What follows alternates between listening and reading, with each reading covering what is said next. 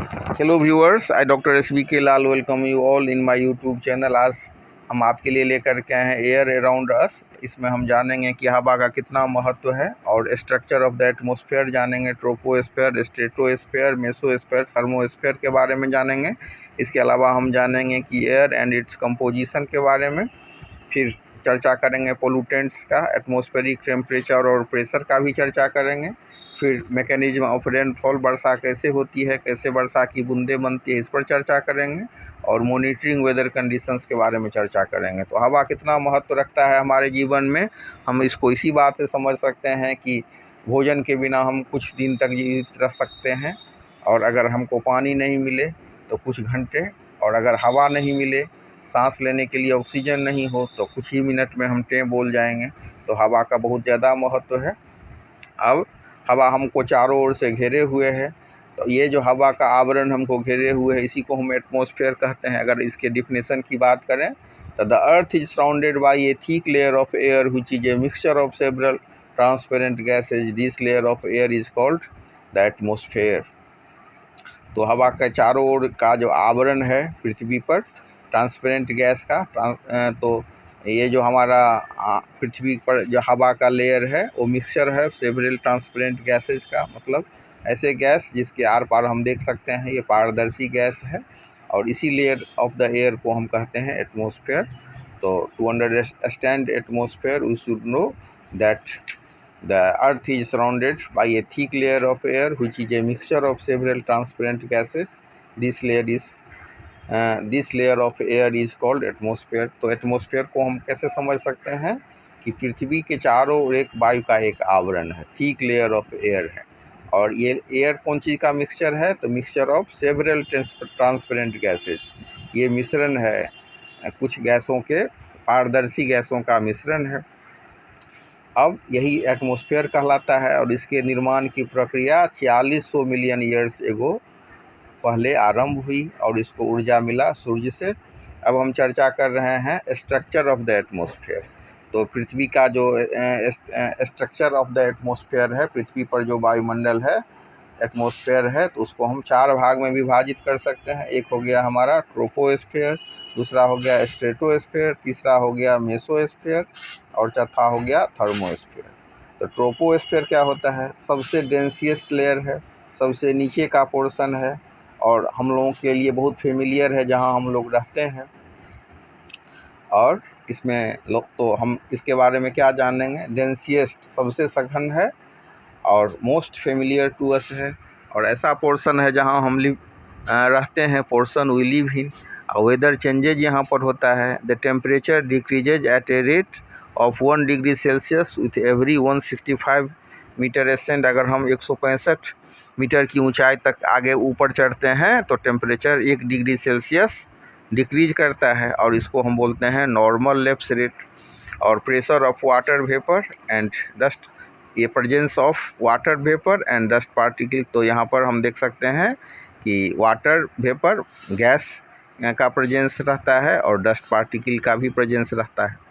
तो स्ट्रेटोस्फेयर के बारे में 2-3 बातें हमको जान लेनी चाहिए। एक है कि ये डेंसिएस्ट लेयर है, और उसके बाद मोस्ट फेमिलियर टू अस है। उसके बाद ऐसा जगह है, ऐसा पार्ट है एटमॉस्फेयर का जहां हम रहते हैं, यहाँ वेदर चेंज होता है, और 165 मीटर की ऊंचाई तक अगर हम ऊपर चढ़ते हैं तो टेम्परेचर 1 डिग्री सेल्सियस घट जाता है, और इसी को हम बोलते हैं नॉर्मल लैप्स रेट।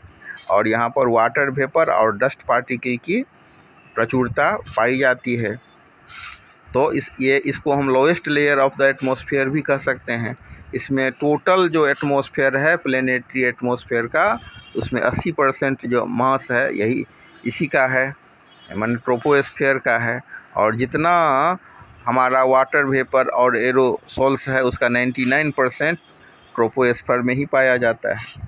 अब ट्रोपोस्फेयर की अगर हम बात करेंगे तो आप देखेंगे कि बुक में कहीं पर आपको 18 किलोमीटर है, कहीं 13 किलोमीटर है, कहीं 10 किलोमीटर है, तो उससे आपको कंफ्यूज नहीं होना है। एवरेज हाइट की बात करें तो 18 किलोमीटर होगा, ट्रॉपिक पर बात करेंगे तो 17 किलोमीटर होगा, मिडिल लेटीट्यूड पर बात करेंगे तो 6 किलोमीटर होगा, और हाई लेटीट्यूड पर ये कितना होगा? तो 13 किलोमीटर होगा। तो तो इस तरह से कितना हाइट तक ट्रोपोस्फेयर है इसको हम समझ सकते हैं। और अगर हम एवरेज हाइट की बात करें तो हम इसको मान सकते हैं 18 किलोमीटर मान सकते हैं। अब ट्रोपोस्फेयर से ऊपर का जो भाग है वो क्या होगा, तो स्ट्रेटोस्फेयर कहलाता है। ये बहुत काम और क्लियर होता है। ये लेयर जो है हमारा ट्रोपोस्फेयर, इसके बारे में जानिए कि ये बहुत काम और क्लियर होगा। और total absence of water vapour and dust, इसमें जो हम देख सकते हैं कि वाटर वेपर और डस्ट का एब्सेंस होगा, यहाँ पर अनुपस्थित होगा वाटर वेपर और डस्ट। उसके अलावा aircraft often fly through the lower layer of the stratosphere because it facilitates visibility and contributes to easy flying condition. तो इसका जो ये बहुत ही इजी फ्लाइंग कंडीशंस उपस्थित करता है, प्रोवाइड करता है। तो we may find that stratosphere provides very easy flying conditions. इसीलिए जो स्ट्रेटोस्फेयर का लोअर पर्सन है वहाँ पर एयरक्राफ्ट अक्सर वहाँ उड़ान भरते हैं। तो इसके बारे में हम जानेंगे। स्ट्रेटोस्फेयर के बारे में महत्वपूर्ण बातें क्या है कि ये ट्रोपोस्फेयर से ऊपर है, काम और क्लियर है, और यहाँ पर वाटर वेपर और डस्ट की जो है वो अनुपस्थिति है। The total absence of water vapour and dust, और एयरक्राफ्ट के लिए बहुत ही अच्छा फ्लाइंग कंडीशन प्रोवाइड करता है। और एक बात और बहुत इम्पोर्टेंट है जानना कि एक ऐसा क्षेत्र जो ट्रोपोस्फेयर और स्ट्रेटोस्फेयर के बीच का एक जोन होता है जिसको हम ट्रोपोपॉज कहते हैं। अब इसके बाद हम देख सकते हैं कि इसमें कांस्टेंट टेम्परेचर होता है और ओजोन लेयर फॉर्म्ड होता है। ओजोन क्या है, तो sealed over the earth surface. अगर ओजोन नहीं, ओजोन जो है ऑक्सीजन का ही एक विशेष रूप है। ऑक्सीजन में 2 मोलिकुल्स होता है, O2, और इसमें एक और मोलिकुल जुड़ जाता है तो O3 होता है। अब ये अगर नहीं होगा तो क्या होगा, ओजोन लेयर बहुत इम्पोर्टेंट है हमारे शरीर के लिए, हमारे धरती के लिए और जीवित प्राणी के लिए। अल्ट्रा वायलेट रेज जो सन से आता है वो स्किन पर कैंसर उत्पन्न कर सकता है, या और भी बहुत सारा एलर्जी उससे उत्पन्न हो जाएगा और आदमी पटपटा जाएगा, मर जाएगा।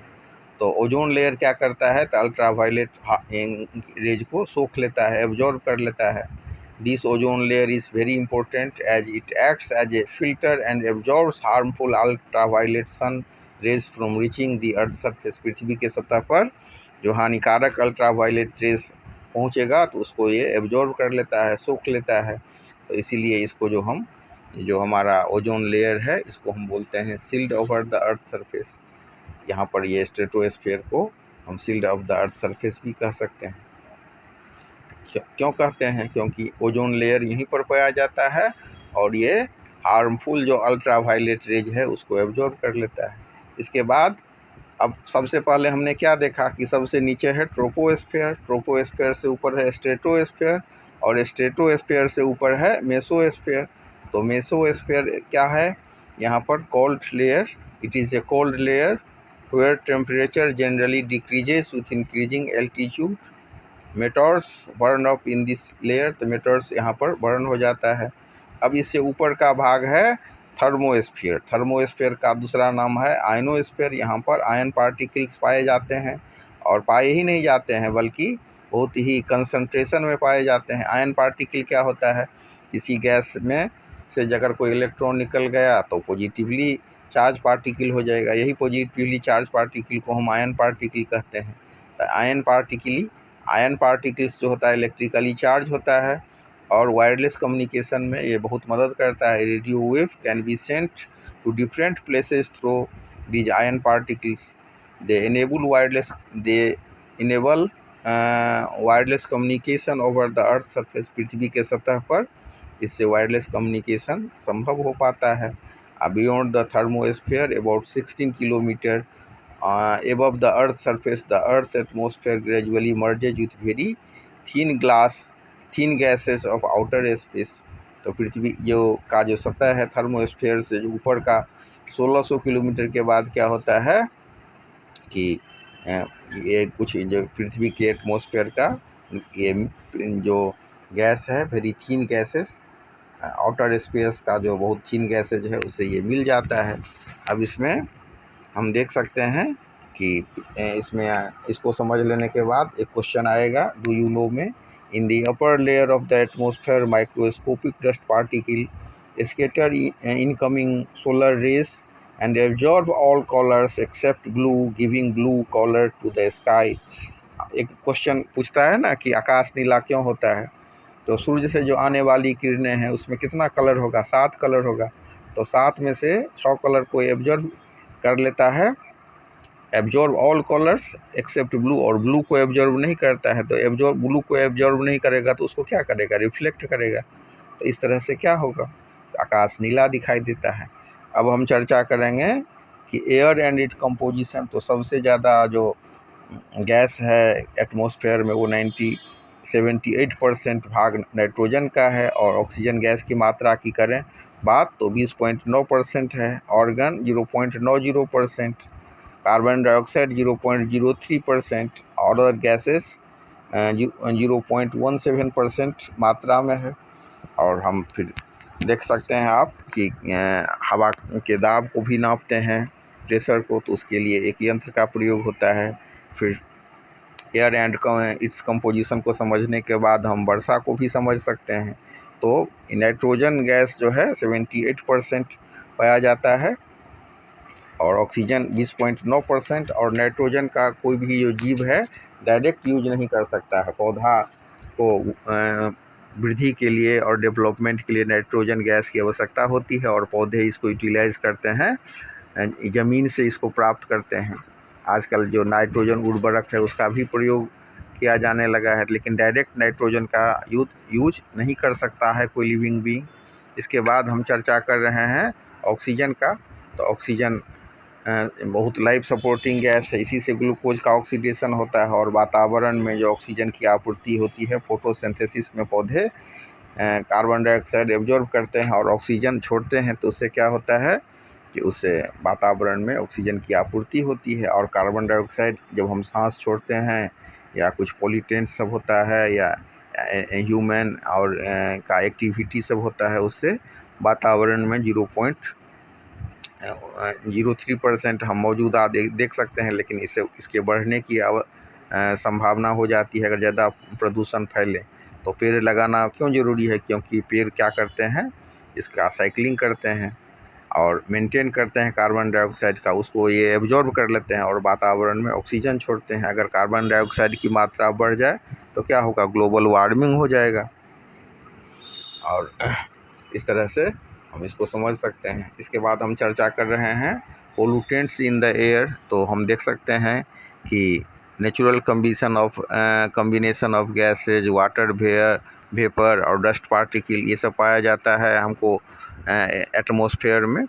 और उसके बाद जो मैन मेड सबस्टांस है, सॉलिड गैसेज, ये सब भी जो वातावरण में छोड़ा जाता है ह्यूमन एक्टिविटी के कारण, जो गैस सब है वो सब बढ़ते जाता है। ऑटोमोबाइल का यूज हो गया, या गैसेस पोल्यूटेंट्स हो गया, या मतलब फैक्ट्री सब से निकलने वाला सल्फर डाइऑक्साइड है, कार्बन मोनोऑक्साइड है, लीड पार्टिकल है, तो ये सब को हम एयर पोल्यूटेंट कहते हैं। Smoke particle when combined with fog form smoke. अगर हम स्मोक पार्टिकल की बात करें तो जब फॉग से मिल जाता है तो फिर स्मोक बनाता है, और ये इससे बहुत सारा हेल्थ प्रॉब्लम सब शुरू हो जाता है, जैसे आँख में खुजली हो जाएगी, स्किन डिजीज हो सकता है, या मतलब रिस्पिरेटरी सांस लेने संबंधी जो बीमारी है वो सब पैदा हो जाता है। तो occasionally volcanic eruptions in some countries also add solid and gaseous substances in large quantity. तो कार्बन डाइऑक्साइड का कुछ मात्रा या मतलब पोल्यूटेंट का मात्रा का जब ज्वालामुखी का विस्फोट होता है, या कुछ देश में जागृत ज्वालामुखी है, तो उससे गैस सब निकलते रहता है। अब हम चर्चा कर रहे हैं कि एटमॉस्फेरिक टेम्परेचर और प्रेशर का। तो जो pressure of weight of air is measured by means of instrument called barometer. एक यंत्र होता है बैरोमीटर, जिससे हम हवा के प्रेशर को मापते हैं, और यूनिट की बात करें तो इसको मिलीबार कहते हैं। Normal air pressure at sea level is 1013 millibar. समुद्र के ऊपर जो प्रेशर होता है 1013 मिलीबार होता है। और अगर हम माउंटेन की बात करें तो travel in as we go higher on mountain और travel in air we notice our ear of pop. This is due to the drop in air temperature and atmospheric pressure. अगर हम ऊंचाई पर चढ़ते हैं तो टेम्परेचर भी घट जाता है और प्रेशर भी घट जाता है. अब इसके बाद हम चर्चा कर रहे हैं विंड का. विंड क्या होता है? In an area where temperature rises high the air get heated and rises upward. This causes fall in air pressure and the area thus becomes low pressure area. The space vacated by hot air is replaced by cold denser air of the surroundings high pressure area. This flow or movement of air is called wind. मतलब ये हो गया कि जब हवा कहीं पर जब तेज गर्मी पड़ेगी, धूप की किरणें सीधी पड़ेगी तो वहाँ हवा गर्म होकर के ऊपर उठ जाएगा और उसको भरने के लिए जो ठंडा और डेंस सघन वायु उसको फुलफिल करने के लिए वहाँ आएगी और तेज़ी से आएगी. इसी से हवा का बहना संभव होता है. तो हवा को समझने के लिए हम एक चीज़ को समझते हैं. जैसे हम जहाँ पर टेम्परेचर ज़्यादा होगा, जहाँ सूर्य की तेज़ किरण होगी, तो वहाँ क्या होगा? टेम्परेचर बढ़ने से हवा गर्म होकर के ऊपर उठ जाएगा. In an area where temperature rises high, the air gets heated and rises upward. अब हवा जो गर्म होकर के ऊपर उठ जाएगा तो वहाँ पर खाली जगह हो जाएगा. तो उस खाली जगह को भरने के लिए क्या होगा? जो डेंस हवा है और ठंडी हवा है वहाँ आएगी उसको भरने के लिए. इसी को हम हवा का चलना कहते हैं.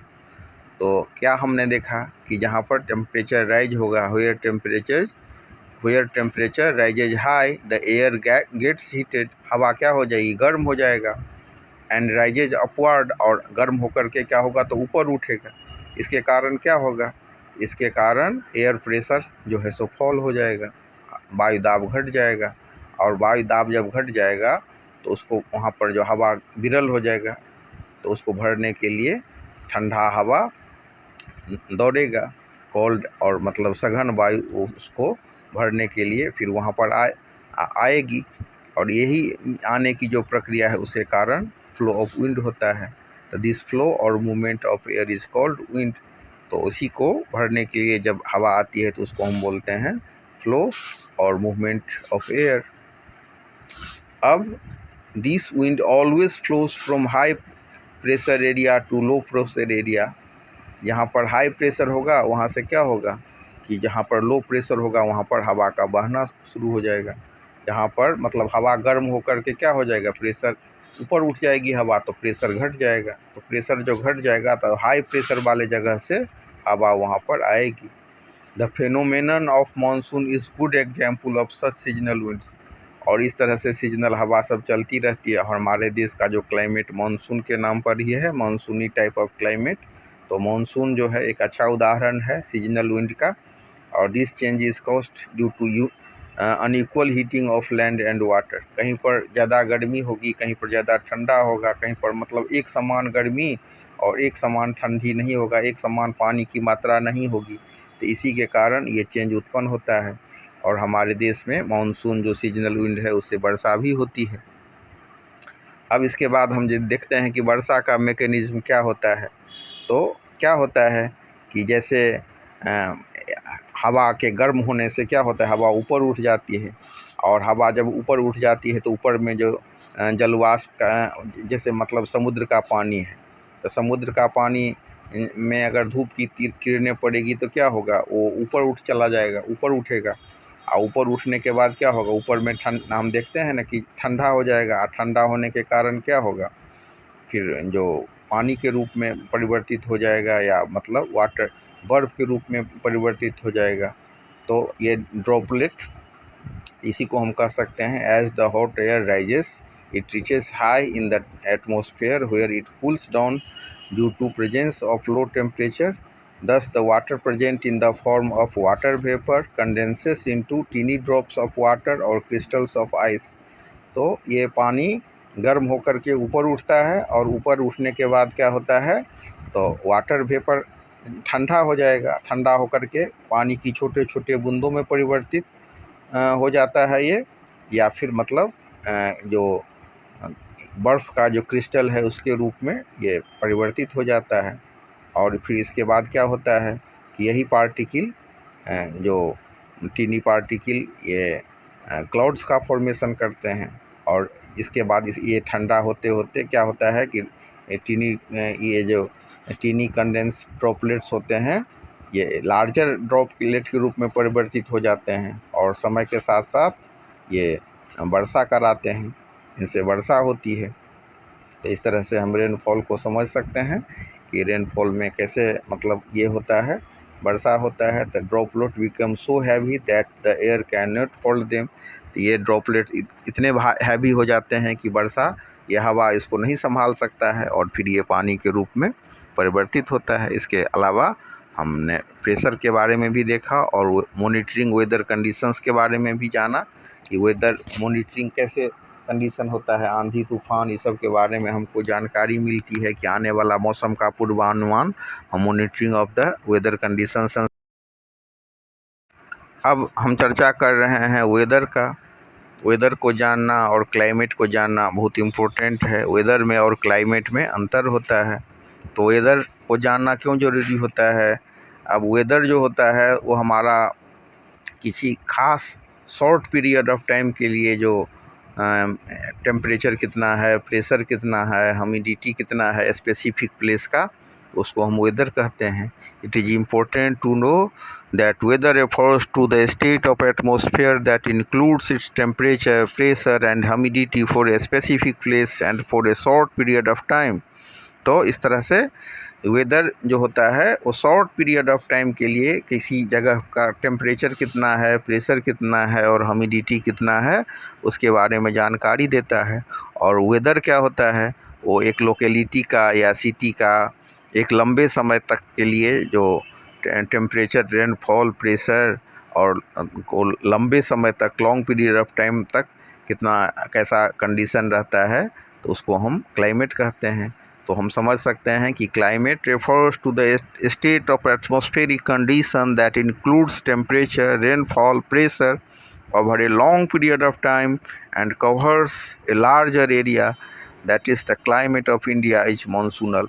तो पूरे भारत के का जो क्लाइमेट है उसको हम मानसून कहते हैं। तो वेदर क्या हो गया, स्पेसिफिक प्लेस का हो गया for a short period of time, और ये क्लाइमेट क्या हो गया तो लॉन्ग जो एरिया कवर होता है।